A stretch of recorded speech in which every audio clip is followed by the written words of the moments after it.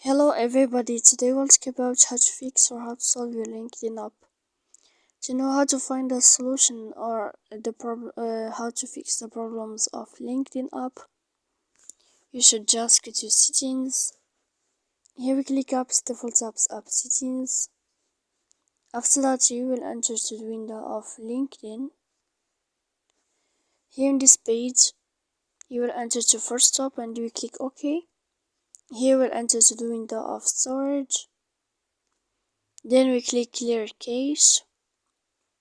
Don't click clear data because that can cause errors in your app. And in the end, you can turn off your phone. You can wait a moment and you can turn on your phone again. So please don't forget to support us by like and subscribe. See you next time in another video.